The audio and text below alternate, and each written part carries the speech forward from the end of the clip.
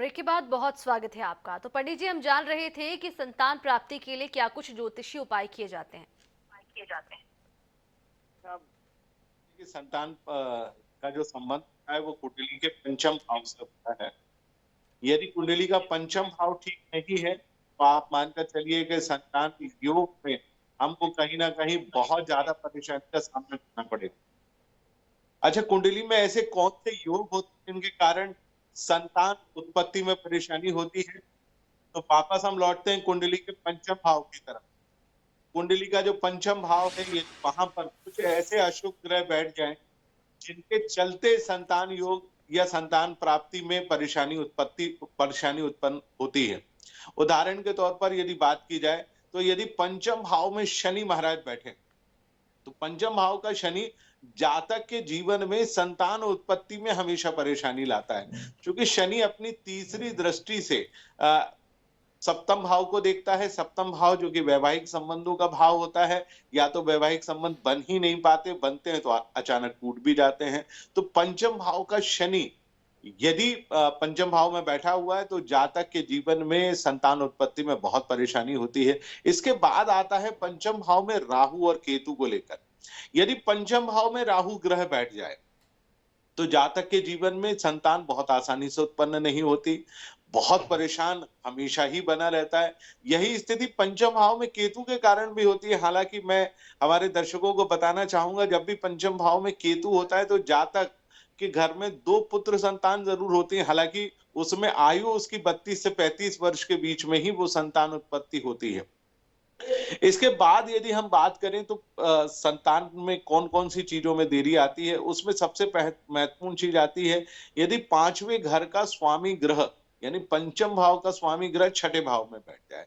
उदाहरण के तौर पर यदि आपकी कुंडली मीन लग्न की है, मेष लग्न की है, या मेष लग्न से लेकर मीन लग्न यानी 12 लग्नों की कुंडली है, उसमें पंचम भाव का स्वामी ग्रह यदि छठे भाव में बैठ जाए तो संतान उत्पत्ति होती ही नहीं है।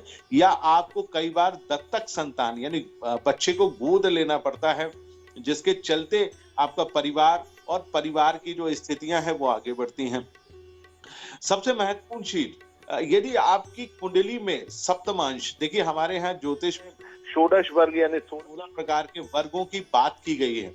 यानी 16 प्रकार के जो है वर्ग बनाए जाते हैं, उनमें सप्तमांश यानी संतान उत्पत्ति के लिए भी एक कुंडली बनाई जाती है, जिसमें ये पता लगाया जाता है कि पति और पत्नी के बीच में संतान होगी तो कब होगी और कब नहीं होगी। तो सप्तमांश कुंडली में जो लग्न का स्वामी ग्रह है और पंचम भाव का स्वामी ग्रह है, इनको विशेष तौर पर देखा जाता है। यदि लग्नेश यानी लग्न में सप्तमांश कुंडली में लग्न में पंचम भाव का स्वामी ग्रह जाकर बैठ जाए, पंचम भाव का स्वामी ग्रह लग्न में बैठ जाए, तो आप मानकर चलिए कि ऐसे जातक के यहाँ बहुत जल्दी संतान सुख की प्राप्ति होती है। लेकिन बात आती है, कई बार आपने देखा होगा कि बहुत सारी महिलाएं गर्भ धारण तो करती हैं, परंतु गर्भ धारण के कुछ ही दिनों के बाद या तो कुछ महीनों के बाद उनके जीवन में संतान उत्पत्ति हो नहीं पाती है और एक प्रकार से गर्भपात जैसी स्थिति आती है। इसमें नाड़ी दोष बहुत महत्वपूर्ण भूमिका निभाता है। नाड़ी दोष हमारे यहाँ 3 प्रकार की नाड़ियां मानी गई हैं, आदि, मध्य और अंत नाड़ी। एक प्रकार से नाड़ी प्राचीन काल में, हमारे आज के दौर में तो हमको पिछले 100 सालों से पता है कि हमारा ब्लड ग्रुप क्या है। ब्लड ग्रुप जैसा आप सभी जानते हैं, ए बी और ओ, इसी में आरएच फैक्टर पॉजिटिव और आरएच फैक्टर नेगेटिव भी होता है, यानी 8 प्रकार के ग्रुप होते हैं। इसके अलावा एक बॉम्बे ब्लड ग्रुप भी होता है और कुछ और भी रेयरेस्ट ब्लड ग्रुप होते हैं। परंतु प्राचीन काल में हम लोग नाड़ी से पता लगाते थे। यदि दोनों लोगों की एक ही नाड़ी है, आदि की आदि नाड़ी है, मध्य की मध्य नाड़ी है और अंत की अंत नाड़ी है, तो संतान उत्पत्ति में बहुत दिक्कत होती थी। कई बार ऐसी महिलाओं को गर्भ धारण नहीं होता भी था तो गर्भपात की स्थिति होती थी। लेकिन मैं आपको इसके उपाय भी आपको बताऊंगा, लेकिन पहले आपको ये जानना जरूरी है कि संतान उत्पत्ति में आखिरकार दिक्कत कहाँ आती है। इसके अलावा पंचम भाव पर यदि अशुभ ग्रहों की दृष्टि पड़े, उदाहरण के तौर पर यदि आपकी जन्म कुंडली में तीसरे भाव में शनि महाराज बैठ जाए तो शनि तीसरी दृष्टि से पंचम भाव को देखते हैं। तो पंचम भाव को देखते हैं, जिसके चलते भी संतान उत्पत्ति नहीं होती, या वो सीधा एकादश भाव में बैठ जाए और पंचम भाव पर दृष्टि डालें, तब भी संतान उत्पत्ति नहीं होती। एक और चीज मैं बताना चाहूंगा, शनि ही नहीं, सूर्य भी कई मामलों में संतान उत्पत्ति में बाधक होते हैं। देखिए, पंचम भाव में यदि सूर्य महाराज बैठे तो ऐसे जातक को थोड़ा सा रुक रुक के संतान की प्राप्ति होती, कई बार संतान होती भी नहीं है। तो ये भी, सूर्य भी अपने आप में बड़ा कारक है, और सूर्य यदि पंचम भाव को देखे तो बहुत जल्दी संतान उत्पत्ति होती है। आप देखिए कि सूर्य का वहां बैठना और सूर्य का एकादश भाव में बैठना, दोनों में कितना फर्क है। इसके अलावा देखिए, बहुत सारी चीजें, जैसे मैंने शुरुआत में कही, शुक्र भी बहुत बड़ा कारक ग्रह माना जाता है, क्योंकि संतान उत्पत्ति में वैवाहिक संबंधों में शुक्र का मजबूत होना बड़ा जरूरी होता है। आप देखेंगे कि शुक्र ग्रह यदि किसी जातक की कुंडली में लग्न में बैठा हो, तो आप देखिए कि शुक्र कई मामलों में बहुत जल्दी संतान का कारक माना जाता है, या सप्तम भाव में बैठे तो भी बहुत जल्दी संतान का कारक माना जाता है। परंतु वह यदि जन्म कुंडली में तीसरे भाव में बैठे, छठे भाव में बैठे, अष्टम भाव में बैठे, द्वादश भाव में बैठे, तो आप मानकर चलिए कि संतान उत्पत्ति में बहुत परेशानी होगी।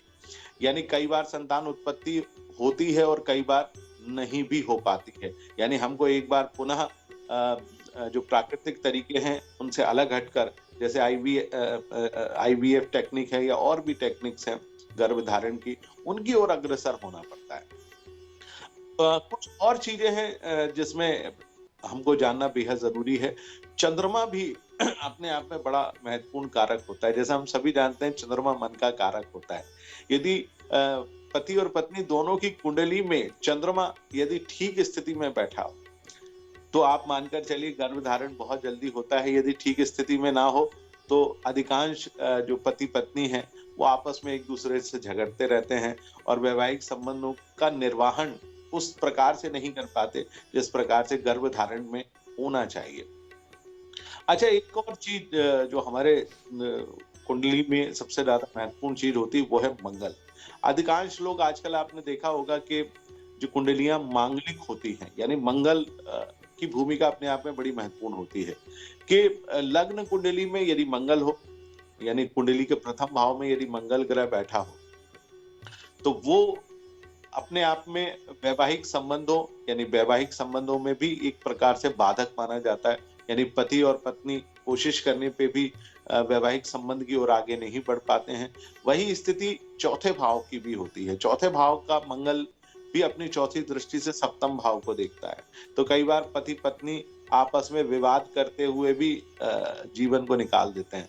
एक और बहुत बड़ा उदाहरण है सप्तम भाव का मंगल। हमारे यहाँ रामायण में भगवान श्री राम की बात हम लोग कर रहे हैं। देखिए, 22 जनवरी को राम मंदिर 1 वर्ष का लगभग हो जाएगा। 1 वर्ष पहले ही भगवान राम पधारे थे प्रतीक स्वरूप में। तो आप देखिए, भगवान राम की जो जन्म कुंडली थी, कर्क लग्न की कुंडली थी, कर्क लग्न कर्क राशि की थी, और मंगल सप्तम भाव में था। तो आप देखिए, सप्तम भाव के मंगल ने भगवान राम और माता सीता के बीच में, आप देखिए 14 वर्ष का एक तो वनवास हुआ। वनवास के बाद जब वो पुनः अयोध्या पधारे तो भगवान के यहाँ संतान गर्भधारण हुआ माता के यहाँ, और फिर माता को एक बार वाल्मीकि आश्रम में जाकर लव कुश को जन्म देना पड़ा। तो आप देखिए, मंगल का सप्तम भाव में और अष्टम भाव में होने से भी कई बार बहुत परेशानी होती है। हमारे जो ईश्वर है उनको परेशानी हुई, तो सामान्य जीवन में इस प्रकार की परेशानी का होना एक स्वाभाविक सी बात मानी जाती है। इसके अलावा मैं आपको बताऊं कि मंगल यदि अष्टम भाव में है, तब भी चूंकि मंगल की सीधी दृष्टि अष्टम भाव में बैठने के कारण द्वादश भाव पे पड़ती है, और आप देखिए कि मंगल के चलते ही कई बार गर्भधारण में परेशानी होती है। एक और कमाल की चीज मंगल से जुड़ी हुई हमारे दर्शकों को बताते हैं।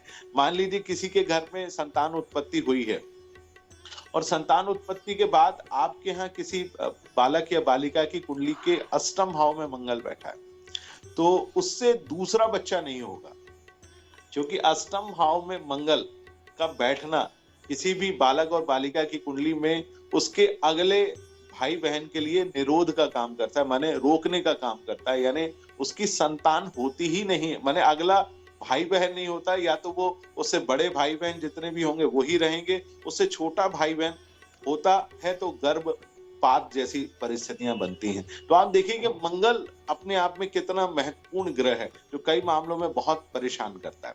अच्छा, कमजोर बृहस्पति को लेकर भी मैं हमारे दर्शकों को बताना चाहूंगा कि बृहस्पति भी अपने आप में बहुत इस प्रकार का ग्रह है। बृहस्पति का मजबूत होना भी बेहद जरूरी है। यदि जातक और जातिका की कुंडली में बृहस्पति मजबूत नहीं होता है तो उसके चलते विवाह नहीं होता है, यानी वैवाहिक स्थितियां ही नहीं बन पाती। कई बार विवाह बहुत लेट होता है या होता ही नहीं है।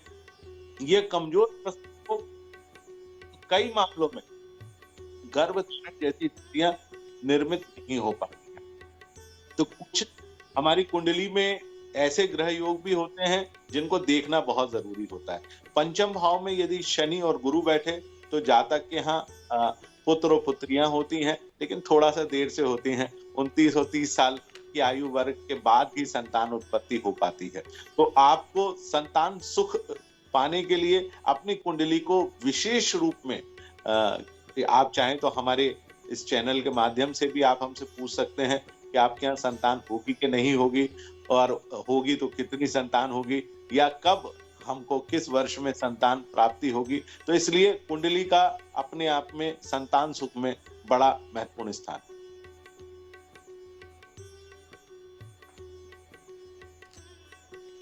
पंडित जी, आपसे ये भी जान लेते हैं कि संतान सुख के लिए कोई विशेष ग्रह कारक होता है जिसकी पूजा करने से या फिर कोई उपाय करने से संतान की जल्दी प्राप्ति हो सकती है? मैं आपको बताना चाहूंगा, मैं ऐसे कई उपाय आपको बताना चाहूंगा ज्योतिष के हिसाब से, जिससे आपके आपके जीवन में संतान प्राप्ति में जो बाधाएं आ रही हैं उनसे आप आसानी से निपट सकते हैं। लेकिन संतान उत्पत्ति में मैंने जैसा प्रारंभ में ही कहा कि संतान उत्पत्ति में सबसे महत्वपूर्ण ग्रह शुक्र को माना जाता है। तो आपको शुक्र ग्रह को मजबूत बनाने के उपाय करना पड़ेंगे। सबसे साधारण, जिसको हम एलोपैथिक उपाय कहते हैं, कि भाई आप चाहें तो डायमंड पहन लीजिए। डायमंड पहनना संभव ना हो तो ओपेल रत्न धारण कर लीजिए, और ओपेल रत्न आप यदि धारण करें तो कम से कम 12 रत्ती का धारण करें, क्योंकि जितना बड़ा ओपेल आप पहनेंगे उतना ही लाभकारी होगा। ओपेल रत्न सीधे हाथ की तर्जनी में और सीधे हाथ की अनामिका यानी रिंग फिंगर में पहना जा सकता है। बहुत आसानी से आप इसको पहन सकते हैं। इसके अलावा पुखराज का एक उपरत्न आता है, जिस पुखराज जैसा ही रत्न होता है, जिसको व्हाइट सफायर यानी सफेद पुखराज भी कहा जाता है। तो आप यदि सफेद पुखराज रत्न सीधे हाथ की तर्जनी में या रिंग फिंगर में धारण करते हैं तो आपको लाभ होगा। कम से कम 10 से 12 रत्ती का श्वेत पुखराज पहनेंगे तो बहुत लाभकारी होता है। कई मामलों में हमारे यहाँ जो और भी उपाय हैं, जैसे मदार की जड़, मदार या आक जिसको कहते हैं, जिसको आम भाषा में अकौआ भी कहते हैं। तो मदार की जो जड़ है यानी अकौआ की जड़ है, खास तौर से सफेद अकौआ आप उसमें देखिएगा। तो सफेद अकौआ की जो जड़, जिसको मदार की जड़ कहा जाता है, कमर में यदि आप उसको सफेद धागे या लाल धागे में बांधेंगे तब भी संतान उत्पत्ति में बहुत लाभकारी होता है। इसके अलावा केले के पेड़ की पूजा करने से, चूंकि बृहस्पति मजबूत होता है, संतान उत्पत्ति में ही उससे हमको काफी हद तक लाभ की प्राप्ति होती है। हाँ, एक और बहुत सुंदर सा पेड़ है जिसमें भगवान कृष्ण ने कहा है कि वृक्षों में मैं अश्वत्थ होता हूँ, यानी पीपल के पेड़ की पूजा करने से भी बहुत लाभ होता है। यदि आप पीपल के पेड़ की पूजा करते हैं उससे भी संतान उत्पत्ति होती है। बरगद के पेड़ की पूजा करने से भी संतान उत्पत्ति होती है, क्योंकि बरगद के दूध में इतनी ताकत होती है कि जो जातक जिनके यहाँ संतान उत्पत्ति नहीं हो पा रही है, यदि वो 45 दिन तक बरगद के पेड़ का जो दुग्ध होता है प्रातः काल, जो उसके पत्तों से निकलता है, उसका 45 दिन तक सेवन कर ले तो उसके यहाँ संतान उत्पत्ति बहुत आसानी से हो जाती है। इसके अलावा भी कुछ उपाय हैं, जैसे हमारे यहाँ पूजा पाठ की बात की जाती है, गोपाल सहस्त्रनाम स्तोत्रम की बात की जाती है, जिसमें भगवान कृष्ण के 1000 नाम हैं। यदि आप भगवान कृष्ण के सम्मुख तुलसी के पेड़ को अपने पास में रखते हुए उसमें शालिग्राम जी स्थापित करके यदि आप गोपाल सहस्त्रनाम का पाठ करते हैं तो उससे भी आपको कई गुना लाभ की प्राप्ति होती है। इसके अलावा भगवान विष्णु के कुछ मंत्र हैं, यदि आप उनका पाठ करेंगे उससे भी बहुत हद तक लाभ मिलता है। जैसे ओम नमो भगवते वासुदेवाय नमः, ओम विष्णवे नमः, इन मंत्रों का आप जाप करते हैं, इससे भी कई गुना हमको बहुत हद तक लाभ की प्राप्ति होती है। संतान उत्पत्ति में सबसे महत्वपूर्ण चीज यदि ज्योतिष के हिसाब से हम बात करें तो कुंडली का जो पंचम भाव है, पंचम भाव से भी पांचवा भाव यानी कुंडली का जो नवम भाव है जिसको हम भाग्य भाव भी कहते हैं, इन दोनों भावों के को आप मजबूत कर ले या इन दोनों भावों के ग्रहों के रत्न यदि आप धारण कर लें तो उससे भी हमको लाभ होता है। उदाहरण के तौर पर यदि कुंडली के पंचम भाव में मैं एक-एक करके बात कर लेता हूँ। यदि मेष राशि बैठी है तो मूंगा रत्न पहन लें, वृषभ राशि बैठी है तो उपल रत्न पहन लें, मिथुन राशि बैठी है तो पन्ना रत्न पहन लें, कर्क राशि बैठी है तो चंद्रमा यानी मोती रत्न धारण कर लें, यदि सिंह राशि बैठी है तो माणिक रत्न धारण कर लें। एक बार पुनः यदि तुला राशि या कन्या राशि बैठी है तो आप पन्ना और क्रमशः उपैल रत्न पहन सकते हैं। वृश्चिक राशि बैठी है तो आप मूंगा रत्न धारण कर सकते हैं। यदि वहां पर धनु राशि बैठी है तो पुखराज रत्न धारण कर सकते हैं। वहां पर मकर यानी मकर और कुंभ राशि दोनों बैठी हुई हैं तो नीलम रत्न धारण कर सकते हैं या नीलम के उपरत्न धारण कर सकते हैं। उदाहरण के तौर पर अलेक्जेंडर है, नीली है या जो भी रत्न जो नीलम के उपरत्न हो सकते हैं उनको पहन लीजिए। यदि वहां पर राहु बैठा हुआ है तो गोमेद रत्न आप धारण कर लीजिए। यदि वहां पर केतु बैठा हुआ है तो आप चाहें तो लहसुनिया पहन लीजिए, लेकिन हमेशा ध्यान रखें लहसुनिया जब भी पहने तो किसी योग्य ज्योतिष की सलाह पे ही पहनेंगे तो बहुत ज्यादा लाभ होगा। जी बिल्कुल पंडित जी। तो पंडित जी ने आज बताया कि संतान प्राप्ति के लिए क्या कुछ उपाय कर सकते हैं आप, किस तरह से उपाय होते हैं, पूजा पाठ का भी उपाय उन्होंने बताया है। हमारे साथ जुड़ने के लिए, तमाम बातचीत करने के लिए पंडित जी बहुत शुक्रिया आपका। और इसी के साथ आज के लिए इतना ही। कल फिर एक नए विषय के साथ आपसे रूबरू होंगे, तब तक के लिए मुझे दीजिए इजाजत। नमस्कार।